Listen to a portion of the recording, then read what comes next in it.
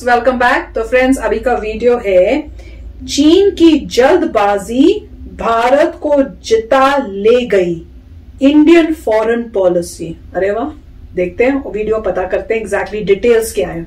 तो friends, video शुरू करते हैं। पर वीडियो शुरू करने से पहले यस, अगर आप चैनल पर नए हो और आपने अभी तक सब्सक्राइब नहीं किया है तो जल्दी से पहले सब्सक्राइब के बटन और बेल आइकन को क्लिक कर लो ताकि आपको हमारे सारे न्यू वीडियोस के नोटिफिकेशन मिल जाए जैसे हम अपलोड करें। अगर आपको वीडियो पसंद आया please like and share. And yes friends, हमारा दूसरा चैनल, ट्विटर, इंस्टाग्राम अकाउंट, सबके डिटेल्स है डिस्क्रिप्शन बॉक्स में, तो उनको भी सब्सक्राइब और फॉलो जरूर कर लेना। चलिए शुरू करते हैं।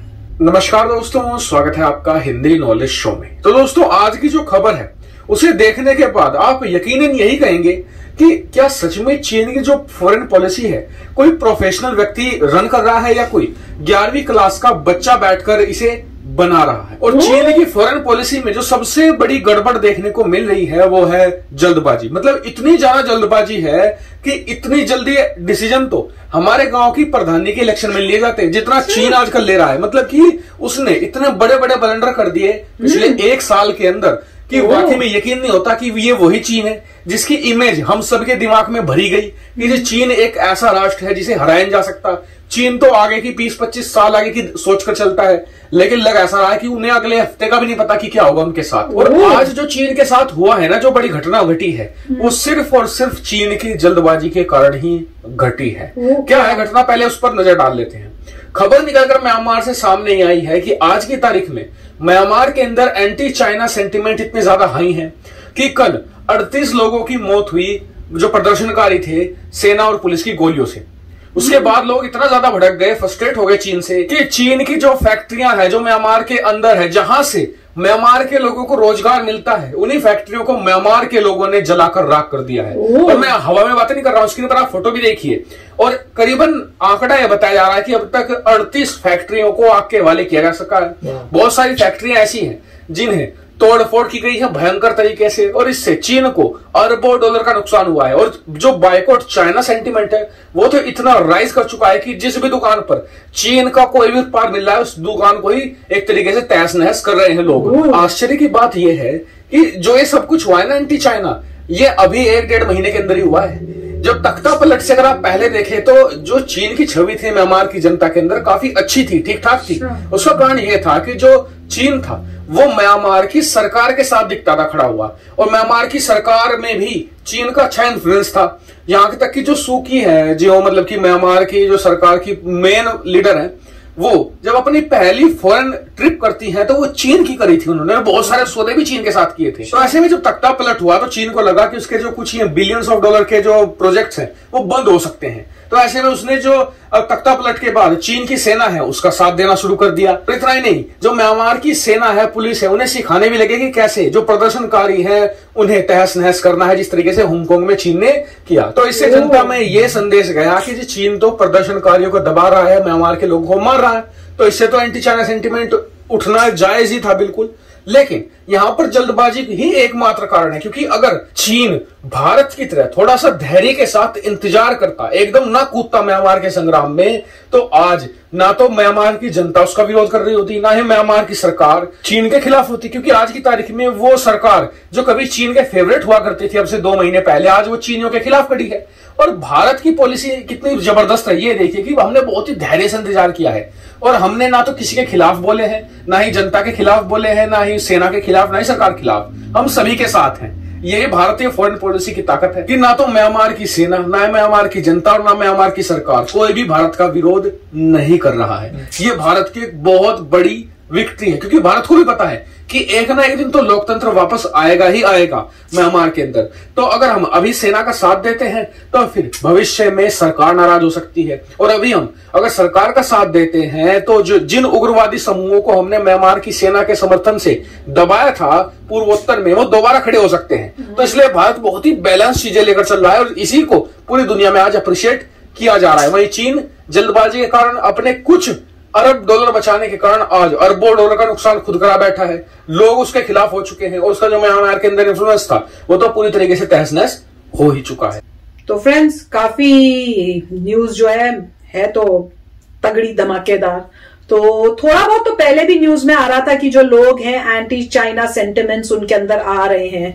मुझे याद है कुछ टाइम पहले हमने वो किया था, पर वैसे लग रहा है बहुत ही अब वो जो है भड़क चुके हैं अगेंस्ट चाइना, और अब तो डिस्ट्रक्शन भी कर रहे हैं। जैसे कह रहे हैं कि उनकी जो फैक्ट्रीज हैं जो भी इन्होंने खोली हुई हैं उन सबको आग लगा दी है। एंड प्रोबेबली जैसे ये बता रहे हैं न्यूज में भी कि ये इस वजह से है क्योंकि वो आर्मी को सिखा रहे हैं कैसे पब्लिक को आपने कंट्रोल में करना है, कैसे दबा के रखना है। तो जब पब्लिक को पता चल रहा है कि भाई हमको दबा के रखेंगे तो ऑब्वियसली पब्लिक को गुस्सा तो आएगा ही। एक तो आप फॉरेन लोग हो, ऊपर से आप हमारे कंट्री के अंदर दखल अंदाजी कर रहे हो, फिर हमारे अगेंस्ट उनको कर रहे हो कि कैसे हमें दबाना है, तो फिर उसका तो रिजल्ट आएगा ही आएगा। और फिर उन्होंने बताया कि जो इंडिया है उनकी जो पॉलिसी रही है कि इस सिचुएशन में कैसे करना है, इससे साफ दिख रहा है कि चाइना ने क्या स्टैंड लिया और इंडिया ने क्या स्टैंड लिया और उससे किसको क्या फायदा हो रहा है या नुकसान हो रहा है। तो ऑब्वियसली इंडिया तो फॉर डेमोक्रेसी ही होगा, पर उनको ये है कि पहले देखे सिचुएशन क्या, और अननेसेसरी आप किसी और के, जैसे बोलते हैं ना, आप किसी और के घर के अंदर कैसे दखल अंदाजी कर सकते हो, तो वही उन्होंने स्टैंड लिया हुआ है। और चाइना जो है वो इंटरफेयर कर रहा है। चाइना को लग रहा होगा कि साइड लेने से मिलिट्री से उनको शायद ज्यादा फायदा होगा, क्योंकि वो खुद भी तो एक मिलिट्री पावर करके ही कंट्रोल किया है उन्होंने कंट्री को भी अपनी, तो वही इसलिए उसको कर रहे होंगे कि यहाँ पे भी वैसे ही हो जाए सिचुएशन। तो पब्लिक तो ऑब्वियसली फिर नाराज तो होगी। किसको कौन चाहेगा कि अब मेरी डेमोक्रेसी जो है वो खराब हो, मुझे आजादी ना हो और हम मिलिट्री के कंट्रोल में हो। तो बस वही दिखा रहे थे, अब देखते हैं आगे क्या होता है। राइट, सो मेन पॉइंट यही है, देखिए वहां पे म्यांमार में लोगों को पता है कि इंडिया एक डेमोक्रेसी है, तो उनको पहले पता है कि डेमोक्रेसी है, डेमोक्रेसी कभी ये कर ही नहीं सकती, राइट। कभी भी डेमोक्रेसी किसी भी आर्मी को हेल्प नहीं करेगी पूरा तख्ता पलटने के लिए, राइट। तो उनको ये पता है। साथ में देख रहे हैं कि मिलिट्री और चाइना के टाइज बहुत स्ट्रांग है, प्लस इतना इन्वेस्टमेंट है कि उनकी जो लीडर है वो पहले चाइना जाती हैं, तो उनको ये होगा कि देखिए चाइना का बहुत बड़ा हाथ है इन चीजों में। चाइना डेमोक्रेसी नहीं है, जिस तरह की उनकी डिक्टेटरशिप है वो सिमिलर टू जो अभी हो गई है उनकी। प्लस चाइना ने ऐसे खुला कुछ नहीं कहा कि भाई हम म्यांमार के लोगों की हेल्प करने के लिए आएंगे, ठीक है। तो उससे उनको यही लगा कि चाइना जो है अगेंस्ट जा रहा है, कुछ नहीं कर रहा। और उसके बाद जो भी उन्होंने अब मतलब ये देखिए, मगर लोगों में भी कितना दम है कि वो देख रहे हैं कि ये फैक्ट्रीज हैं, अब ये फैक्ट्रीज में आपको एम्प्लॉयमेंट मिल रही है, मगर आप फिर भी जाके इन फैक्ट्रीज को जला रहे हैं दिखाने के लिए कि हमें परवाह नहीं है कि तुम हमें जॉब दे रहे हो, हमें ये है कि तुमने पूरी हमारी गवर्नमेंट ही हिला दी है। उनको लगता है कि तुमने पूरी गवर्नमेंट हिला दी, वो ज्यादा बड़ा कसूर है, तो इसलिए हम उन्हीं फैक्ट्रीज को खत्म करेंगे। और उसके बाद जो ये भी कह रहे थे कि फैक्ट्रीज को तो उन्होंने खत्म कर दिया, साथ में प्रदर्शन भी कर रहे हैं, मतलब वो प्रोटेस्ट भी कर रहे हैं। अब वो एंटी चाइना प्रोटेस्ट इसीलिए कर रहे हैं क्योंकि लोगों के माइंड में यही है कि इतनी बड़ी कंट्री, साथ में वो इतनी बड़ी कंट्री है जो डेमोक्रेटिक नहीं है, उसका इतना इन्फ्लुएंस है, तो मोस्ट लाइकली वही है उनको ये। जबकि चाइना ने छोटी सी कहा भी था मेरे ख्याल से कि हम भाई सपोर्ट नहीं करते, मगर उनको होगा कि अगर सपोर्ट नहीं करते तो लोगों की हेल्प कैसे कर रहे हो। और इन्होंने एक पॉइंट होगा देखा तो हांगकांग का, तो वो भी है कि लोगों ने न्यूज में देखा होगा कि कैसे चाइना ने हांगकांग में प्रो डेमोक्रेसी को क्रश किया है, जबकि वो उनकी अपनी टेरिटरी है। हांगकांग चाइना की टेरिटरी है, मगर वो देख रहे हैं लोग कि अगर तुम अपनी टेरिटरी में क्रश कर सकते हो और यहां पे हमारी गवर्नमेंट हमें क्रश करी तो ऑब्वियसली तुम तो हेल्प करने आओगे नहीं।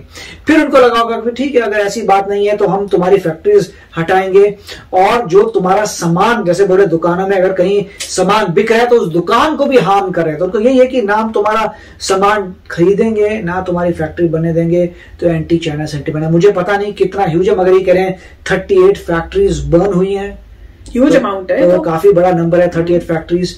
तो भी देखते हैं। और इंडिया जो है वो तो यही बोला, देखिए हम डेमोक्रेट कंट्री हैं और इंडिया शांत बैठा है कि देखते हैं आगे क्या होगा। और इंडिया को भी पता है कि इवेंचुअली लोगों को ही उठना है, म्यांमार के लोगों को, और उठ भी रहे हैं, प्रोटेस्ट अभी भी चल रहे हैं। मुझे यही था कि अगर किसी भी कंट्री में आपको आजादी चाहिए, लोगों को ही अपने लिए लड़ना पड़ेगा, और वो लोग लड़ भी रहे हैं। बार बार हमें यूएस में भी न्यूज आती है कि म्यांमार में जो है ये प्रोटेस्ट हो गया, वो प्रोटेस्ट हो गया, लोगों को क्रश कर रहे हैं, इतने लोग मर गए।